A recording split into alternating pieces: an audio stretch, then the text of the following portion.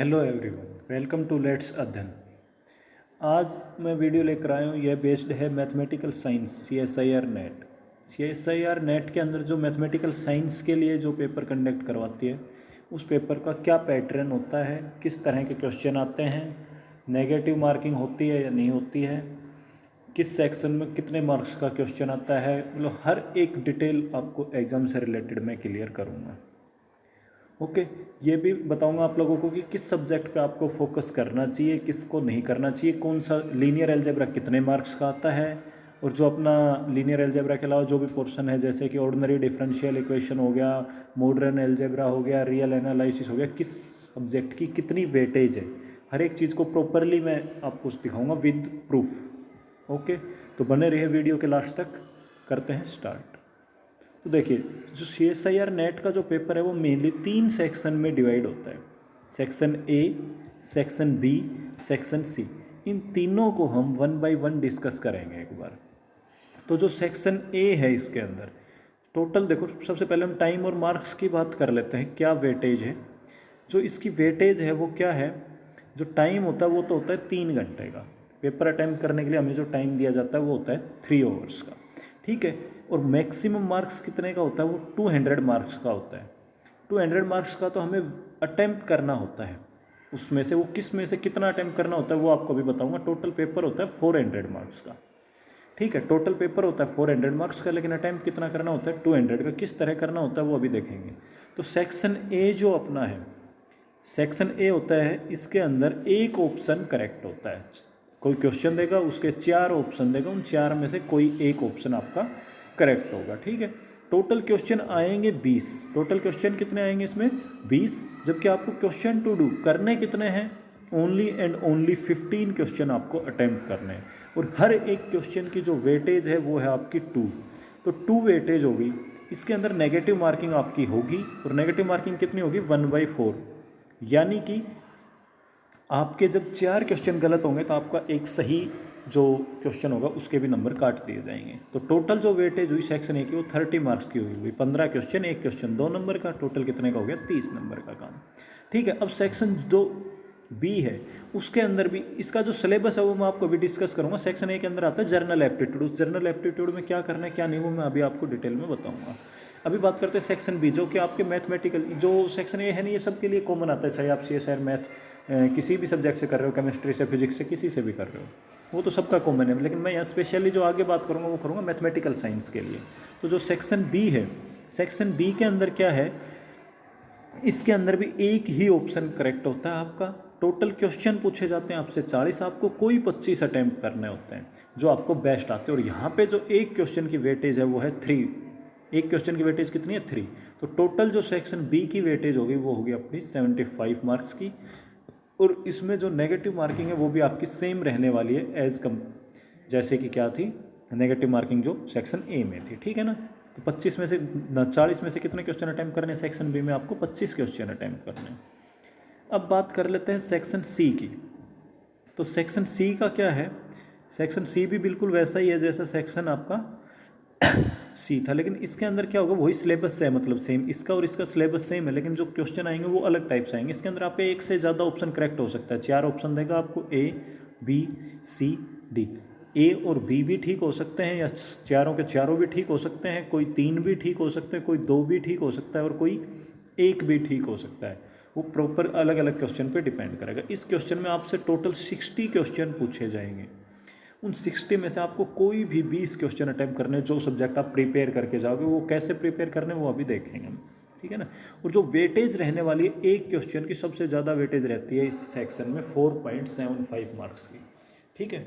और जो इसकी नेगेटिव मार्किंग है वो बिल्कुल नहीं है इसके अंदर, यानी कि आपकी कोई किसी प्रकार की नेगेटिव मार्किंग नहीं रहेगी सेक्शन C के अंदर। और इसकी जो वेटेज है वो होती है 95 मार्क्स की। तो 30 + 75 + 95 टोटल हो गया आपके कितने 200 मार्क्स इसकी वेटेज आपकी ओवरऑल होती है, ठीक है। तो आप इसका स्क्रीनशॉट भी ले सकते हो। वैसे तो आपको स्क्रीनशॉट लेने की ज़रूरत नहीं है, मैंने एक एक चीज़ को अच्छे से एक्सप्लेन कर दिया है इसमें। अब बात करते हैं सिलेबस क्या रहता है। तो सबसे पहले जो हम सिलेबस देखेंगे वो देखेंगे सेक्शन A के लिए। तो सेक्शन A के लिए जो अपना सिलेबस रहने वाला है वो क्या सिलेबस रहने वाला है, रीजनिंग, न्यूमेरिकल एबिलिटी और data interpretation and graphical analysis. जो रीजनिंग होती है इसके अंदर आती है आपकी series formation, coding decoding, distance and direction, reasoning of calendar and clock, ranking, arrangement and puzzle. Okay, reasoning के मोस्टली ये टॉपिक पूछे जाते हैं, ऐसे तो कुछ भी पूछा जा सकता है, लेकिन मोस्टली जो प्रीवियस ईयर पेपर को देख के पता चला है उसके अकॉर्डिंग आपको सिर्फ यही टॉपिक प्रिपेयर करके जाना है अच्छे से। सीरीज फिगर की भी हो सकती है, नंबर की भी हो सकती है, अल्फ़ाबेट की भी हो सकती है, same coding decoding, distance direction, reasoning related to calendar and clock. ये दो टॉपिक तो आराम से काफ़ी क्वेश्चन इससे देखने को मिलते हैं। और रैंकिंग और अरेंजमेंट पजल वगैरह, ये सिंपल सी पजल आती है, इतना कोई ज़्यादा डिफिकल्ट नहीं होता सेक्शन ए आपका।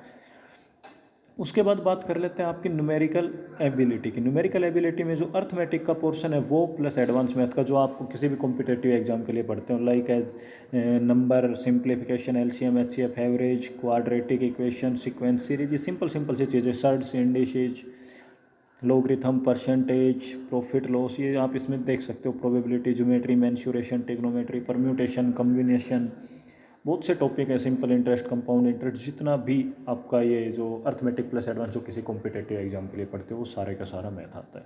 ये मीन, मोड, मीडियन, इसको एक अलग कैटेगरी में रखा गया है, लेकिन ये भी पार्ट तो इसी का है, मैथमेटिक्स का ही। और जो लाइन, पाई चार्ट, ये मेनली बैंकिंग एग्जाम में पूछे जाते हैं। ये टॉपिक आपने देखा हो तो कोई तैयारी कर रहा हो आप में से तो ये उसका पार्ट है। तो आपको सेक्शन ए के लिए ये सारी चीज़ें पढ़नी पड़ेंगी। और इससे अभी मैंने बताया था कितने 20 क्वेश्चन आते हैं, जिसमें से कोई 15 अटैम्प्ट करने होते हैं। तो आप इसमें से इस पार्ट को मान लो स्किप करके चलो तो आप इससे भी 15 क्वेश्चन इजीली निकाल सकते हो। ठीक है, ओके। अब बात करते हैं सेक्शन बी के सिलेबस, सेक्शन बी और सी। जो यहाँ पे मैं आपको एनालिसिस बताने जा रहा हूँ वो है प्रीवियस ईयर के 2 और 3 ईयर के, जो प्रीवियस ईयर के पेपर हैं लास्ट 2 और 3 ईयर के, उन्हीं के ऊपर बेस्ड मैं आपको ये ऑब्जर्वेशन बता रहा हूँ, जो मेरी देख के ऑब्जर्वेशन रही और मैंने जो देखा। तो सेक्शन बी, जो सबसे पहले बात करते हैं रियल एनालिसिस। देखो जो पेपर होता है वो आपका मेनली जो आपका सिलेबस है वो 4 पार्ट में डिवाइड किया गया है। First real analysis, linear algebra. दूसरा जो पार्ट है वो है आपका एब्स्ट्रैक्ट अलजेब्रा, कॉम्प्लेक्स एनालिसिस। और उसके बाद ये आते हैं आपके ODE, calculus, integral, mechanics, numerical analysis यहाँ तक। और सबसे लास्ट जो स्टैटिक्स है वो अपना एक अलग वेटेज रखते हैं। ओके, तो अगर आप प्रिपेयर करके जाते हैं रियल एनालिसिस, मोस्टली केसेस में जो बच्चे प्रिपेयर करके जाते हैं वो जाते हैं रियल एनालिसिस और लीनियर अलजेब्रा। इनसे आप इजीली निकाल सकते हो। मैं आपको कट ऑफ भी बताऊंगा कितनी जाती है। तो जो जर्नली में मतलब 5 से 6 क्वेश्चन पूछे जाते हैं। ठीक है, सेक्शन बी से कितने क्वेश्चन पूछे जाते हैं? रियल एनालिसिस से 5 से 6, जिसके अंदर एक ऑप्शन करेक्ट करना होता है, और 10 क्वेश्चन आते हैं जिसमें एक से ज़्यादा करेक्ट करने होते हैं। सेम इसी तरह लीनियर अलजेब्रा की बात करें तो इसमें 6 क्वेश्चन आते हैं, इसमें 8 क्वेश्चन आते हैं। टोटल 56 मार्क्स की वेटेज है, इसकी 66 की वेटेज है। और मैं कहूँगा आपको कि आप ओडी को प्रीफर ना करें, क्योंकि ओडी के अंदर आप कितनी प्रैक्टिस कर लें, अगर कोई न्यूमेरिकल आ गया तो आ गया, नहीं आया तो नहीं आया, ऐसा रहता है। कोई 1-2 न्यूमेरिकल देखने को मिलते हैं। ये जो सेक्शन थर्ड है ना, इसमें से हर टॉपिक से 1-2 मैकेनिक्स का कोई क्वेश्चन आ गया तो आ गया, नहीं आया नहीं आया। आप इतना ज़्यादा पढ़ के जाओ, और आएगा तो बहुत मैकेनिक्स से सिंपल सा क्वेश्चन आएगा जो आप इजीली अटेम्प्ट कर पाओगे। ठीक है, तो अब इस सेक्शन को तो मैं कहूँगा स्किप करके ही चलो। जर्नल जो मेन जो आपका फोकस होना चाहिए वो होना चाहिए आपका रियल एनालिसिस, लीनियर अलजेब्रा, इन 2 पे कर लो, या फिर साथ में एक स्टैटिक्स कर सकते हो। स्टैटिक्स लेकिन वही करें जिसका बैकग्राउंड जो है, हाँ, टोपोलॉजी भी इसी सेक्शन बी का पार्ट है। यहाँ पे जो ये कलर्स है ना मैंने पीछे डाल भी रखा है, जो सिलेबस के अकॉर्डिंग जो यूनिट है उसके आप देख सकते हो इस चीज़ को। ओके, तो आपको मेन जो फोकस करना है वो रियल एनालिसिस और लीनियर अलजेब्रा पे करना है। ये दोनों अटेम्प्ट करवा के आपको 100+ स्कोर ये करवा देंगे, और सेक्शन ए से भी आप 20+ तो स्कोर इजीली कर ही पाओगे, और 120 जो है वो बहुत सेफ स्कोर है। आपको मैं अभी कट ऑफ बताऊंगा पिछले 2 से 3 साल की, तो आपको और भी आइडिया लग जाएगा कि आप 100 के आसपास ले रहे हो, 100+ ले रहे हो, तो आप इजीली कर पाते हो इस चीज़ को। ओके, तो अब बात करते हैं इसकी कट ऑफ की। इसके अंदर ये भी देख लो आप, जो इसकी वो रहती है वेटेज, स्टैटिक्स की भी 70 मार्क्स की वेटेज है। तो स्टैटिक्स अगर आपकी पढ़ी हुई है MSc BSc में, तो किसी के पास थी स्टैटिक्स तो वो स्टैटिक्स कर सकता है। थोड़ा सा इजी पोर्शन रहता है, लेकिन प्रैक्टिस ज़्यादा मांगता है। प्रैक्टिस तो देखो नेट हर एक ही टॉपिक मांगता है, लेकिन ये थोड़ा सा इजी रहेगा अगर आपकी पढ़ी हुई है तो। अगर पढ़ी हुई नहीं है तो फिर आपसे क्वेश्चन नहीं हो पाएंगे इस चीज़ के। ओके बाकी मेन जो फोकस होता है मोस्टली पर्सन्स का वो इसी पे होता है, रियल एनालिसिस और लीनियर अलजेब्रा। यहाँ से इजीली पेपर निकाल सकते हो आप। ओके अब बात कर लेते हैं हम लास्ट ईयर कट ऑफ्स की। मैंने इसमें 2020 की कट ऑफ नहीं लिखी है, वो भी मैं अभी लिख देता हूँ आपकी। जो मैथमेटिकल साइंस की, ये मैं आपको जो बता रहा हूँ ना, ये बता रहा हूँ आपको JRF फेलोशिप वाली कट ऑफ। ओके अभी की कट ऑफ नहीं बता रहा, मतलब कि जो इसकी, इससे लगभग 5 से 10 नंबर कम लगा सकते हो आप। ओके तो 2019 के अंदर जो कट ऑफ रही थी अपनी, वो रही थी जूनियर फेलोशिप की जून वाले एग्जाम की। 2 बार एग्जाम कंडक्ट होता है, जनवरी, जून और दिसंबर में। तो जून की कट ऑफ थी 100.36, दिसंबर की थी 107.26, 2018 की थी 101.26, 97.26, 2017 की थी 87.08, 96.76, 2016 की कट ऑफ क्या थी 107.1 और 119, अभी तक की हाईएस्ट कट ऑफ है सबसे। लेकिन वो पेपर बहुत इजी था, तो इसलिए वो कट ऑफ तो ऑब्वियस सी बात है इतनी हाई जानी थी।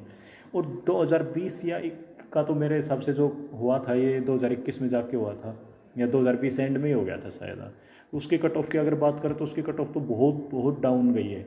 जो जूनियर रिसर्च फेलोशिप वाली JRF वाली कट ऑफ है, वो उसकी मात्र जर्नल की, ये सारी जर्नल की कट ऑफ बता रहा हूँ मैं, 1-2 नंबर से डिफर हो सकती है। जैसे कि मैं आपको डाटा शेयर करता हूँ 2020 का, तो 2020 की जो जर्नल की कट ऑफ गई थी वो गई थी 57.00, JRF की कट ऑफ है ये जर्नल कैटेगरी की। और EWS की गई थी 51 पॉइंट समथिंग, आप इससे आइडिया लगा सकते हो।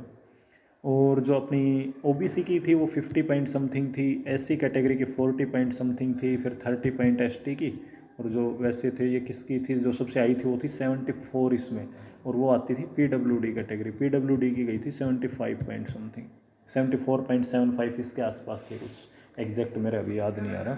तो मतलब बहुत डाउन कट ऑफ रही है इस बार की, जो लास्ट ईयर की रही है वो।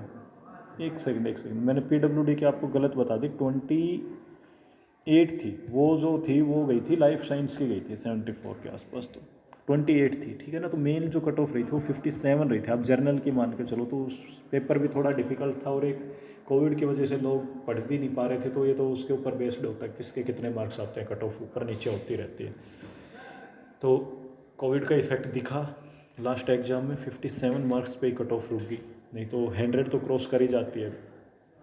तो आप मान के चलो अगर आप मतलब 100 प्लस स्कोर कर लेते हो तो आपका सेफ स्कोर है, और 100 प्लस स्कोर आप इस दोनों 2 पेपर से निकाल सकते हो, रियल, लीनियर, और थोड़ा बहुत बेसिक टर्म्स आप एब्स्ट्रैक्ट अलजेब्रा की देख जाओ, जैसे कि गैलीलियो ग्रुप है, और आपकी ये जो थ्योरम आती हैं, शिलो थ्योरम पे एक क्वेश्चन हमेशा मिलता है देखने को, उसके किसी शिलो फर्स्ट, शिलो सेकंड, शिलो थर्ड की डायरेक्ट प्रॉपर्टी पूछ ली, उस पर बेस्ड कोई न्यूमेरिकल पूछ लिया। दूसरा आपका एक ये सिंपल सा टॉपिक है एब्स्ट्रैक्ट अलजेब्रा में, ये एक अभी मेरे माइंड से स्किप हो रहा है, एक सिंपल सा टॉपिक है, कौन से ग्रुप बनाते हैं हम उससे, चलो जो भी हो आप देख लो। मतलब बेसिक अगर आप पढ़ के जाते हो एब्स्ट्रैक्ट अलजेब्रा का, तो भी आप मतलब 4-5 क्वेश्चन यहाँ से निकाल लोगे। और 4 से 5 क्वेश्चन निकालने का मतलब है कि 10 से 20 नंबर का काम आप यहाँ से निकाल सकते हो एब्स्ट्रैक्ट अलजेब्रा नंबर थ्योरी का, अगर बेसिक टर्म्स भी पढ़ गए तो इन दोनों को मिला के, दोनों तीनों को मिला के आप इजीली सेक्शन ए तो आप आराम से अटैम्प्ट कर ही पाओगे। मतलब 100 प्लस स्कोर आप इजीली स्कोर कर लोगे अगर 2 पेपर बहुत अच्छे से पढ़ के चले जाते हो, तो कोई भी 2 उठा लो, जैसे या तो यूनिट 1 उठा लो आप, या फिर यूनिट 4। ये देखो यूनिट 4 की बढ़िया यूनिट है अगर थोड़ा सा आपने देख रखा है तो। अब मैं बात कर लेता हूँ इनके सिलेबस की, लीनियर अलजेब्रा का सिलेबस क्या है क्या नहीं है वो देखो। लीनियर अलजेब्रा का जो सिलेबस रहने वाला है ये ऑफिशियल वेबसाइट पे भी मिल जाएगा। एनालिसिस के अंदर आप पढ़ेंगे elementary set theory, finite, countable, uncountable set, real number, system as a complete, ordinary, different, ये सब सिंपल चीज़ें। सीक्वेंस सीरीज की कन्वर्जेंस कब करती है, डाइवर्जेंस कब होती है, इनके ऊपर बेस्ड जितने भी थ्योरम हैं, ये बोरेल थ्योरम है या विस्ट्रास टेस्ट वगैरह, ये सारी चीज़ें जो भी आप पढ़ते हैं simple, Riemann integral, monotonically increasing, discontinuity, continuity, compactness, ये सारी चीज़ें आ जाती हैं। और लीनियर अलजेब्रा में आपको पता ही होगा अपने मैट्रिक्स से रिलेटेड टर्म्स आती हैं, वेक्टर स्पेस, लीनियर सब स्पेस, डायमेंशन, उसकी आइगन वैल्यू, आइगन वेक्टर, कैले हैमिल्टन थ्योरम, ये जो BSc फर्स्ट सेम में आ जाती है। तो इनर प्रोडक्ट स्पेस, बहुत सिंपल सी चीज़ें हैं। उसके बाद यूनिट 2 के अंदर कॉम्प्लेक्स का सिलेबस भी आप देख सकते हो, वो रियल वाला ही सेम है बस, कोची इंटीग्रल लिव थ्योरम, और ये जो इंपॉर्टेंट थ्योरम है 5-7 थ्योरम जो आप एमएससी में पढ़ते हैं, मेरे हिसाब से हर यूनिवर्सिटी के सिलेबस में होगी 5 से 7 थ्योरम्स। तो उसके बाद आता है आपका टेलर सीरीज, लोरेंट सीरीज, ये मतलब बहुत सिंपल सी टर्म्स हैं। अलजेब्रा में, हाँ ये मैं बता रहा था वो आपको ये यहाँ पे आ गया। परम्यूटेशन ग्रुप की बात कर रहा था मैं, परम्यूटेशन कॉम्बिनेशन ग्रुप, पिजनहोल प्रिंसिपल, और ये जो चाइनीज़ रिमाइंडर थ्योरम तो छोड़ो, मतलब इससे आप करना चाहो तो वो जो मैंने टॉपिक बताया आप वो कर सकते हो, ठीक है ना। उसके बाद ये राशियलो थ्योरम्स, इससे कैले थ्योरम्स, ये सारी की सारी ग्रुप, सब ग्रुप, क्वोशेंट ग्रुप, होमोमॉर्फिज्म, इसके मतलब स्टार्टिंग का भी पोर्शन अगर आप करके जाते हो, ये परम्यूटेशन कॉम्बिनेशन, पिजनहोल, उसके बाद फंडामेंटल थ्योरम, और उसके बाद ये छोड़ दो आप प्रिमिटिव रूट वगैरह वाला, ये वाला पोर्शन करके चले जाओ, तो इससे आप इजीली 10 से 15 नंबर का अटैम्प्ट कर सकते हो। उसके बाद यूनिट 3 में जो सिलेबस मतलब आप बीएससी में पढ़ते हो ना, वही आप इसका स्क्रीनशॉट ले सकते हो, इसको देख सकते हो, इसमें कुछ ज़्यादा एक्सप्लेन करने की ज़रूरत नहीं है। ये काफ़ी इंपॉर्टेंट है, तो ये रंगा कुत्ता मेथड है, इसके ऊपर बेस्ड एक क्वेश्चन आता ही आता है हर बार, चाहे कुछ भी हो जाए, हमेशा आता है एक क्वेश्चन। उसके बाद यूनिट 4 के अंदर जो भी आपकी स्टैटिक्स का सिलेबस है, प्रोबेबिलिटी से रिलेटेड, मीन, मोड, मीडियन, ये सारी चीज़ें, ये इनके क्वेश्चन होते हैं, ठीक है। तो उसके बाद ये देखो, all student are expected to answer question from unit 1, student in mathematics are expected to answer additional question from unit 2, third student with in statics is expected to answer additional question from unit 4। और कहने का मतलब क्या है कि mainly जो focus करना चाहिए, इन्होंने भी लिख रखा है कि यूनिट 1 पे करो, फिर कुछ एडिशनल क्वेश्चन यूनिट 2 और 3 से कर सकते हो, और जिनके पास स्टैटिक है तो वो यूनिट 2 और 3 को छोड़ के 4 से भी कर सकता है, लेकिन यूनिट 1 तो आप प्रिपेयर करो। ये चीज़ उन्होंने खुद ऑफिशियल सिलेबस में भी मेंशन कर रखी है, ठीक है। तो बाकी इसकी पीडीएफ भी आपको मिल जाएगी, डिस्क्रिप्शन में लिंक, आप उसके थ्रू आप इस पीडीएफ को डाउनलोड कर सकते हो। बाकी अगर आपका कोई डाउट रहता है CSIR नेट से रिलेटेड, तो आप मुझे मैसेज करके या कमेंट बॉक्स में पूछ सकते हो। Thank you very much for watching the video. मिलते हैं किसी नेक्स्ट वीडियो में।